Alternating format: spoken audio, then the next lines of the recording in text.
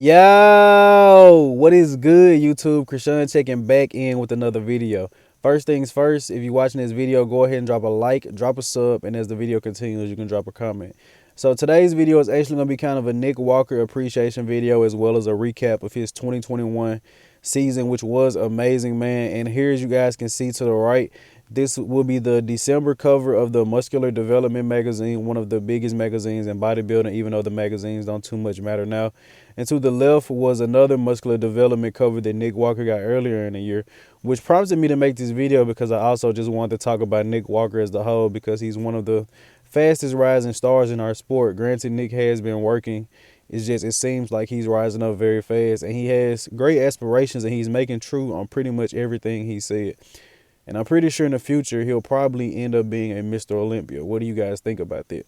But Nick Walker on these two covers, man, is amazing. Two covers in your second season. I think it was his second season as a pro bodybuilder. Granted, he did win 2 shows and placed top 5 at the Mr. Olympia. But just wanted to point that out, guys. These muscular development covers, I know that they mean a lot to Nick Walker. And honestly, I get happy seeing them myself because watching Fuad's IBI podcast, it really kind of helps you relate to the bodybuilders and you feel like you know some of these guys. So a lot of these bodybuilders that I watch, I feel like they're almost close friends of mine. So huge shout out to Nick on this muscular development cover that was posted on his story.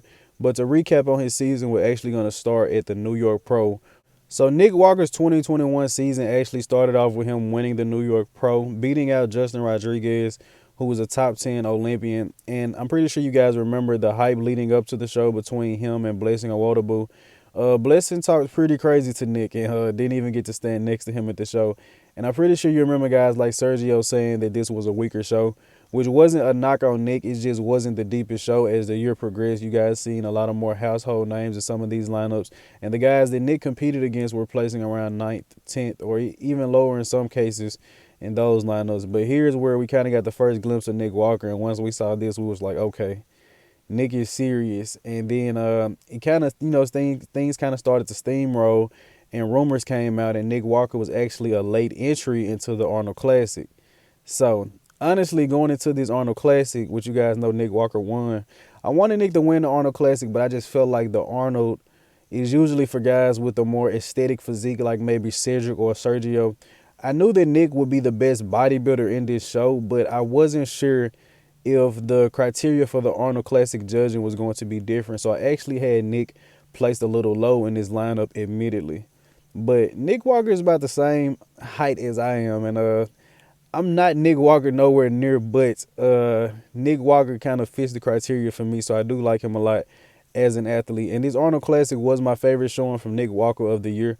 Look at this ab and thigh, guys. One of the best in bodybuilding today. And I believe the kind of goon lighting at the Arnold Classic honestly made it even better. I even like Nick's side tricep.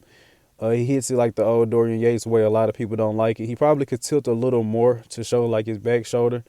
And of course, Nick has one of the best back double biceps in bodybuilding today.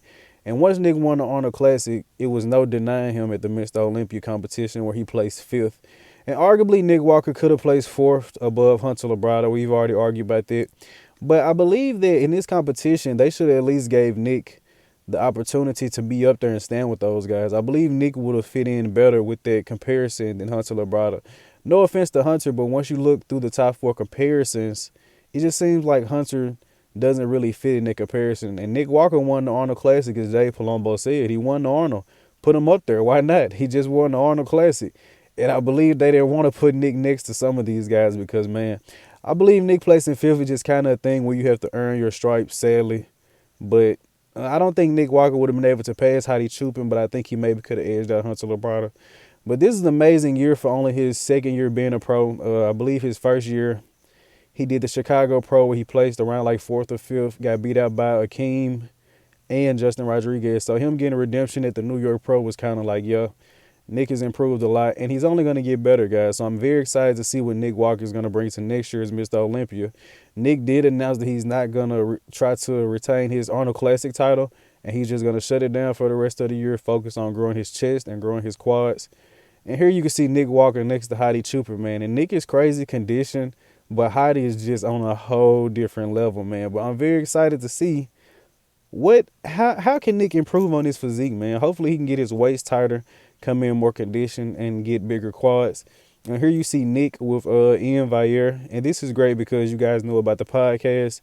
You guys know that Nick and Ian are great friends, so it's just great to see the camaraderie in the sport always. And they both look insane. And I believe Nick looks better with a darker tan too, as you guys can see here. Very different in comparison to his New York Pro version when he was very, very light skinned. But overall, man, Nick Walker, the future of bodybuilding, he's definitely going to be up there for a while. The only knock I have on Nick is pretty much he just has a wider midsection, which is genetic, but he has great abs, which kind of counteracts that. And crazily, he has one of the widest midsections in bodybuilding, but also has some of the best abs. So it was just a Nick Walker appreciation video and a breakdown of the season.